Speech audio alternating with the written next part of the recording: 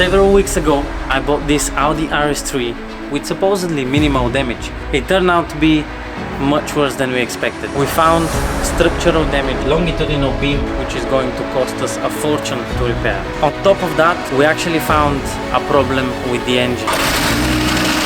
And we continue to find more, unfortunately, and more damage every single day. And not only that, but I found evidence to believe this car has been subject to an insurance fraud. But despite that, I believe I can rebuild this car as soon as possible and eventually push these 400 brake horsepower to the limit. The RS3, once believed to be the world's most powerful production hatchback. Powered by a 2.5 liter straight 5-cylinder engine, which gives out almost 400 bhp and 500 Nm of torque, this car gets from 0 to 60 in 4.3 seconds and produces some of the best engine sounds in its class. With its high tunability, the engine could reach up to 1000 horsepower, which makes the car so desirable and brings such a great value for money. And since owning one of these cars has been such a long-standing dream of mine, I really felt ready to rebuild one. And when I first saw the car on the internet, I thought the damage looked minimal. An easy repair. So for good or for bad, I now own an RS3. First impressions? The rear looks okay, and the damage at the front doesn't look too bad. We're definitely gonna need a new headlight, and the B-pillar is definitely bent, but the excitement is through the roof. At least for now. Is the day of the new build. The car starts and drives, but instantly I can feel something is off here. The engine just doesn't sound right, especially when I rev it a bit. It sounds like it's missing a cylinder. We need a new video. It's broken. Yeah. Well, that's another €1,500. Even good love feels like drugs. Even good nights get you high. Little bit wild, but it's all. And here it is, my 2018 Audi RS3 with Daza engine. It may not look like much now, but I'm sure we'll get there. A bit lost, but it's alright. Even bright lights got a dark side. Pleasure is pain and the pain is pleasure. So, without further ado, let's get to work.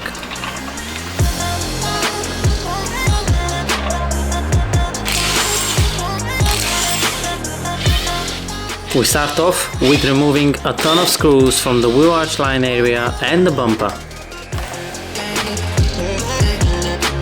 First step is removing the front bumper. As on the other Audis that I've shown on the channel, we have to take off the wheel arch liner. Well, not completely, but just to move it out of the way.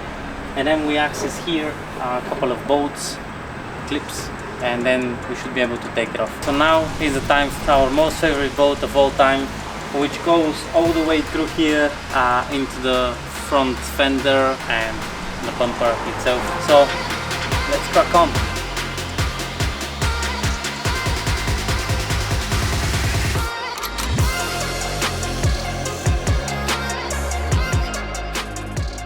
On this side we have the messed up situation. Now let's see how we take this bumper off. I have taken off an Audi A3 front bumper so many times now that I feel like I can remove it in my sleep. I don't know if that's normal. Front bumper is off, and now we continue with the wing, with the damaged wing. So yeah, lots of stuff going on to this bumper. The next step is removing this bashed up fender, which cost an absolute fortune. £480 from the UK, and that's a second-hand one. A little bit of an update. I have managed to take all of the bolts of the fender, apart from this one here. The head is rounded, so we can't really take it off. So next plan of attack is to cut it here, and then we'll see how we can get this one off. Until I wait for my cameraman to bring some tools, we're gonna take the headlight off and then see what's the damage on that one. Believe it or not, this headlight was actually working on the video from the seller, but I haven't seen it working since. I hope we'll be able to save all modules and put them onto the new headlight when it comes to it. So, I don't know if you can see, but this headlight is absolutely battered. Yeah, it's basically into pieces. My cameraman is back with a cheeky hacksaw, so I was hoping to cut the wing before I actually cut my hand. The fender was an absolute nightmare to remove. So I bent it a little, and although I didn't film it, I actually ended up creating a small split in the metal and then used a flathead screwdriver and a hammer to cut through the steel. So there is this bolt here, which we just cut off the whole fender, and now we have two more which are here, there, and then two at the very bottom which we'll now just take out. After we removed the final two bolts, we can now take the fender off. One fender is out. So finally, after 40 minutes of struggling and cutting this bolt into half, we managed to take it off. So as you can see, the bolt is really messed up. So, and while we are here, take a look at this. So this should not be in this shape. This is definitely bent, so we're gonna need a new what is it called, truck rod end. Yeah, so we're gonna need inner and outer truck rod ends, and yeah, but we'll sort that later. We are back in the garage today. We continue with dismantling the car, and unfortunately I have found something quite worrying, which I need to show you. As you know, buying a crash damaged car is always a risk, and with high risk comes the high reward. Sometimes this risk pays off and sometimes it doesn't, and today the risk has failed us because we have more damage than we actually anticipated, and the challenge here will be real. So I'm gonna need your support, so make sure you hit that subscribe button, make sure you hit that thumbs up button, and now on to the damage. So unfortunately, as you can see by these openings, the longitudinal beam of the chassis is bent along with this thing. So if you see, this is open in this direction, which in theory should be like this, because if you come onto this side, you can see how close this is. There is a little bit of a chassis damage here as well. This is a part of the fender support or the wing support. Okay, so in order for us to repair this means it's an engine out job. I have been consulting some professionals over the past week or so, and all of them are under the opinion that this is an engine out job. Basically, there are two scenarios for this.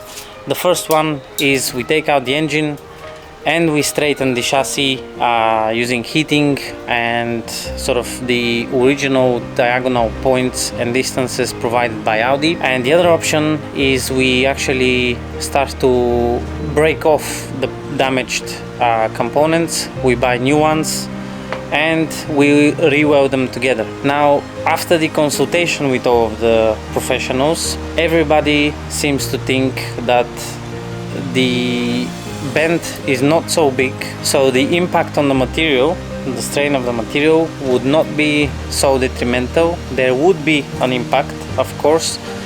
When we bend this back, the leg will be much stronger, only in the area of the bending, of course. But after the consultation with the professional, they all seem to think that the bend is not so big, so it is not actually recommended to basically break off the whole part. And this longitudinal beam consists of two parts, the left and the right one.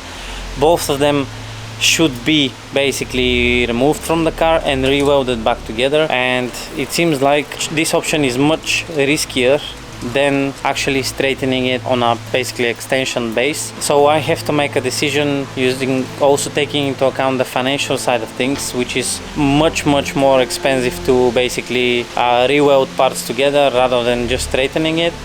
In any case, that's a engine out job. So I will continue today to disassemble some more parts until we are ready to take the engine off. I say some more parts, but I only managed to take the other headlight because I still had work left to do on the engine, and I didn't want to continue stripping the front end yet. As the day was coming to an end, I decided to wrap it up until the next day, where I was going to focus on the damage on the side of the car. The first task for today is changing the front door. We have to take the old one out and replace it with this brand new second-hand Nardo grey one. First up is the check start. The next thing is disconnecting the wiring harness for the door. So you simply pull this tab out and then it should pop off like here. So as soon as you've disconnected the harness, make sure you connect it back up again and then lower your window. It wouldn't be me if I didn't forget something. The next stop is the latches. It might help. Yes, because we're gonna drop the door on the ground. I decided to keep my latches on the front and replace the rear ones with new black ones to avoid having to paint them later. The front door comes off and in goes the new one.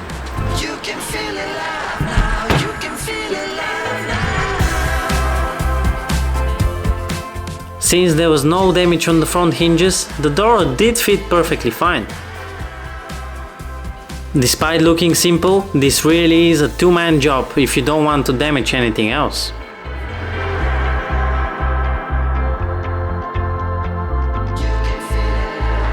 One Nardo grey door is on the spot. I am not going to change the interior panel yet because the door has to go for paint. So once it does, we're gonna swap over all of the interior, the exterior mirror, the interior door card, and all of the electronics inside. We'll leave it like this for now, and we'll continue later on. The next step is swapping over the rear door with the brand new second-hand one. So let's crack on.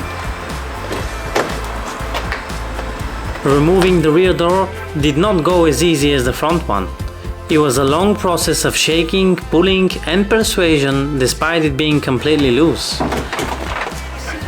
Eventually we managed to get it out of the hinges, but the big challenge was yet to come.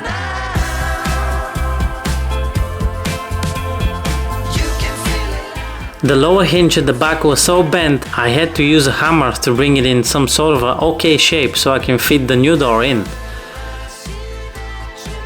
And from then on it was endless attempts of me and Theo to try and make it close completely. But as it turns out, I'm not so skilled in this area yet.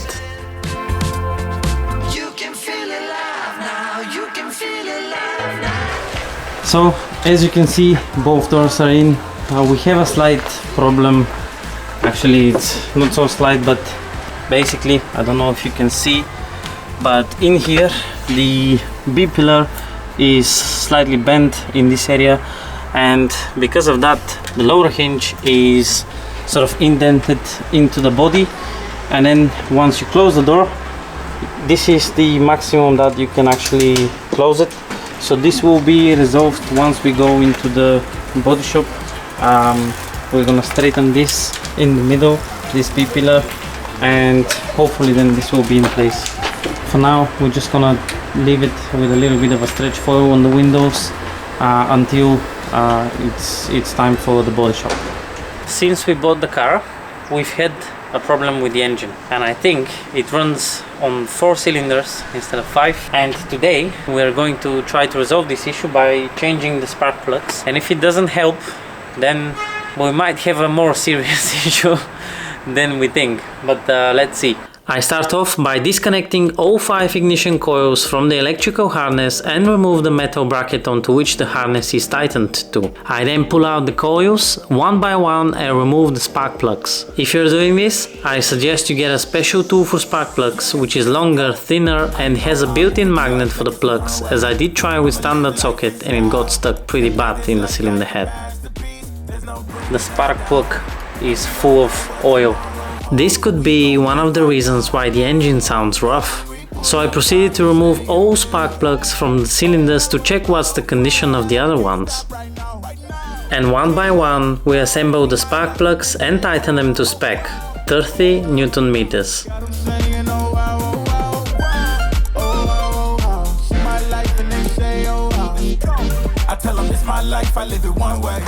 Now I'm gonna go in each cylinder and try to clear with this rack here and a screwdriver.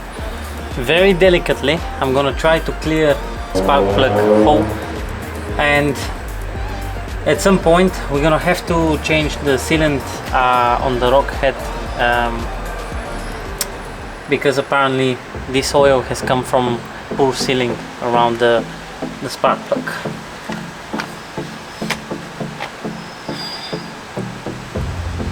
And there we go, we have a brand new original Audi genuine NGK spark plugs, and these they say, it says do not gap these, it literally says do not gap, so we're not gonna gap them and we're just gonna put them as they are inside and tighten it. So for the tightening of the spark plugs I bought this special tool, and now we're gonna use it for the first time ever to tighten this to 30 Newton meters.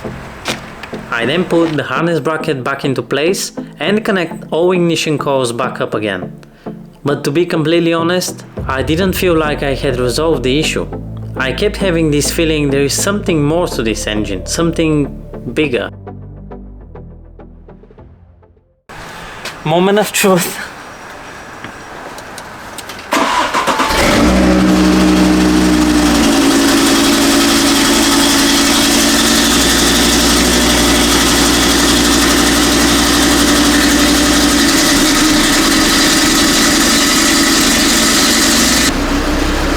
I'm not quite sure I'm happy with that.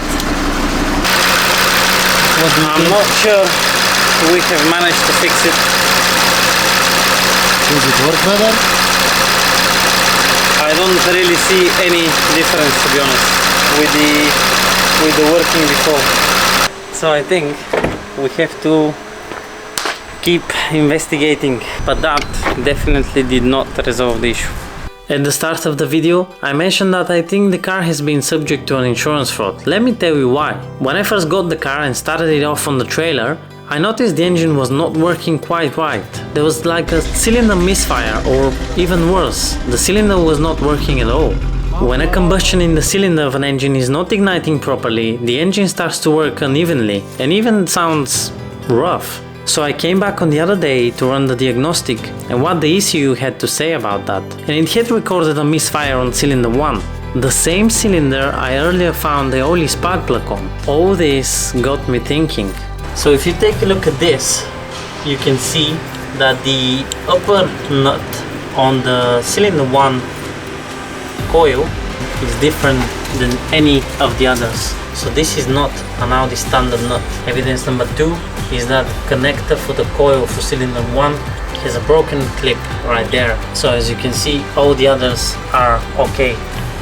And if you think about it logically, what are the chances of a broken engine happening at the same time as the accident? And finally, to conclude my investigation, I believe the reason why the airbags didn't go off when the accident happened is that there was nobody in the car. I believe this car was parked when the accident happened. So I think we have to keep investigating. So if you enjoyed this video, make sure you hit that thumbs up button, you subscribe to my channel. Thank you very much for your support, thank you very much for watching, and I'll see you in the next one.